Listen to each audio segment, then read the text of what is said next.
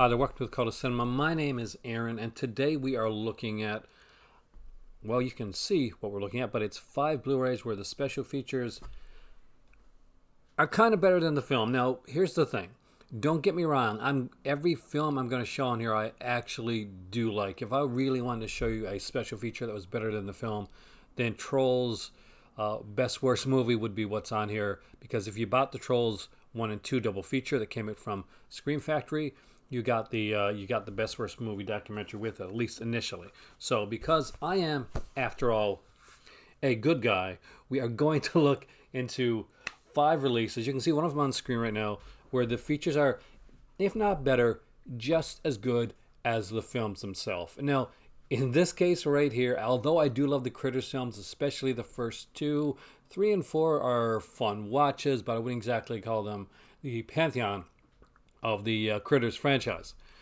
That being said, Scream Factory went out of their way with the features on this release. I could not believe it. Every single film got its own making of. And to say that shocked me was is a bit of an understatement. Because normally, and this may seem more the norm now, but a lot of times when you got a box set, what they would do is you'd get the popular movie, like the really big one. And what they would do is they put the features on there. And as you slowly went down, the features would kind of drop off. As each release, they had less and less to talk about. Maybe, I don't know, maybe they're more ashamed. Maybe they just didn't want to talk about it as much. But the Critters ones, although not every one of them as long as the first one, here's the thing. They're all as entertaining as the first one. And they are great documentaries. There's a whole ton of features on the Critters franchise, but the making of is what I want to focus on right now. And Scream Factory did a fantastic job with this release. It's one I'm super excited about. Okay, next up, this is going to be controversial. Gone with the Wind is not my favorite movie. I think it is a bit overly long. It's beautifully shot. It's a bit, yeah. There's some difficult things today in Gone with the Wind, but I do think it's a classic. However, do you know what I like? This box set here I have specifically, it's really nice. But the best thing about this, and I'm gonna say this, and it's gonna lose some credit for me, the actual TV movie on here, which is about the casting of Scarlett O'Hara, has a ton of fairly big actors in it. And for me, I'm gonna say it, I love TV films. This was more interesting for me to watch than Gone with the Wind was, and a lot shorter as well. So as much as I can watch Gone with the Wind, I would prefer to watch the documentary. Well, not documentary. I wish there was a documentary on it, but on this. But there is a movie, a TV movie, and I love me some TV movies. You know I do. I got all the TV movie box sets that are out there. On the casting of Scarlett O'Hara, it was a fascinating time. They spent a lot of work in trying to get the right girl to play Scarlett O'Hara. Now, before I go any further, we got 3 more to do. I want to say, if you've been watching this video, you've been watching videos on the channel, hopefully you are subscribed, because you'll be surprised how many people come in here and do not subscribe. I know, it hurts me too.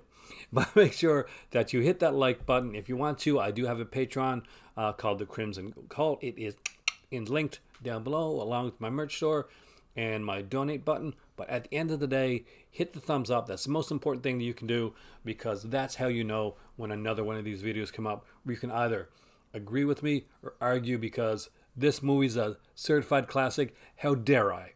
Anyway, let's get back to this, because after all, I am a good guy. We can see it. It's right there on my hat. Number 3 is Popcorn. Now, this movie I do love, but here's the thing. The making of the movie Popcorn, this is put up by Synapse, by the way, so just so you know the companies that are doing these, is as fascinating, even more fascinating sometimes than this film. I do love this film. I think it's well done. We get Ray Walston, right? And Joe Sholin. But not initially Joe Sholin, actually. I don't want to give too much of it away, because the documentary on the making of this is fascinating. But let's just say, at the beginning of Popcorn, when it was being made, there was a different director and a different lead actress attached to the film than that you'll see in the finished product. How did that happen? Why did that happen? Look at the special features. You will find a lot of fascinating stuff on the background of Popcorn, and why Alan Ormsby is not the director of Popcorn. This is a great release, fantastic special features, a wonderful special edition. If you have not checked out Popcorn, check it out. It is a really, really good film with even better special features. And now let's dive into Severin film Skinner. Now, Skinner is one that I think is underrated as a film already, but here's the thing. Ivan Nagy did Skinner, and if that name kind of rings a bell and you're kind of wondering where you heard it from, well, the behind the story scenes for the movie Skinner has, well, suspected mob ties, scandals, big Hollywood stars, prostitution. It's got all the good stuff. That's because Ivan Nagy was the boyfriend at the time of Heidi Fleiss, who, when this movie was coming out into a trial to be the infamous Hollywood Madam. He was kind of allegedly had like nefarious ties. But guess one of the neat thing is that we get an interview with Ivan Nagy on here where he talks about his take on Skinner and why it didn't do well and the behind the scenes drama.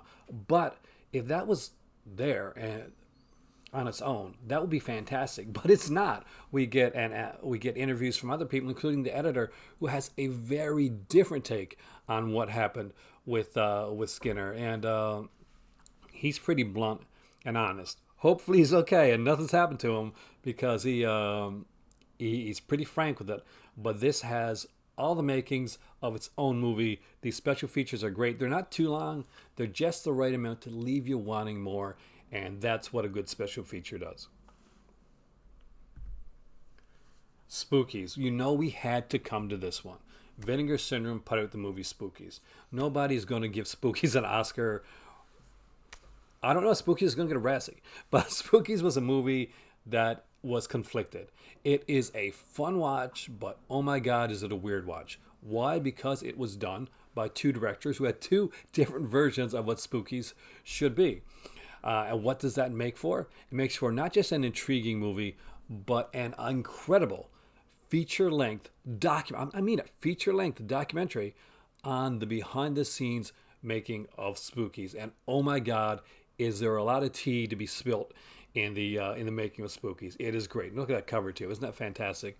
The sale happens, coming up 12:01 Eastern Standard Time a.m. Friday morning, Thursday night.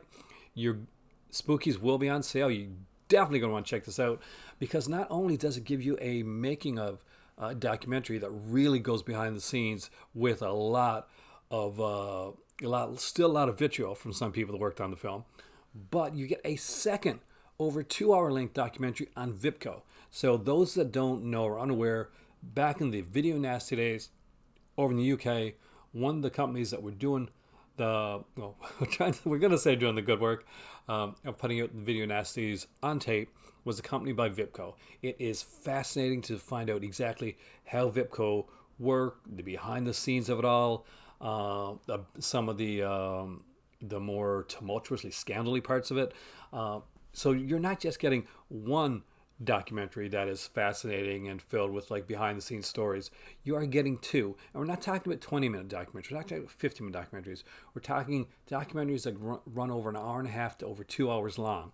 So with that being said, that is definitely the final one in the 5. So for those that just came on, or maybe you just skipped to the end because you do that. Why do you do that? It is the Critters Collection, which has some great behind the scenes making ofs on here. It is Gone with the Wind, where I think that the TV film is just. I know what you're saying. How dare I? I might be smirching a great film, and it is a great film. It really is. I just love TV movies. The TV movie is just as fascinating for me as the actual film is. Popcorn has a great making of where we look at the behind the scenes of what happened and how a film that started out with one vision and one director and one lead actress got a very different vision, different lead actors, and different director. Skinner, where the behind the scenes is just as fascinating as the film. It is filled with all types of it's crime, it's sex, it's all the good stuff. It's the stuff you want to know. And of course, there is Spookies, where you don't get just one feature that is utterly fantastic. You get behind the scenes of Spookies, and you get a look into Vipco, and trust me, that is a fascinating look. My name is Aaron. This has been the Call to Cinema. I hope to see you guys on Thursday because we're going to be doing a very big video. Also, this is a conversation. This is not just me talking to you. So in the comment section down below, if you've got a film or films that you think, hey, this was good, but the special features were fascinating, and I didn't mention on the list, mention it in the comment section down below. I'd love to hear from you. And remember, there's always another movie. There's only one of you. So treat yourself well. And hey, I'm just a good guy, and I'll see you soon.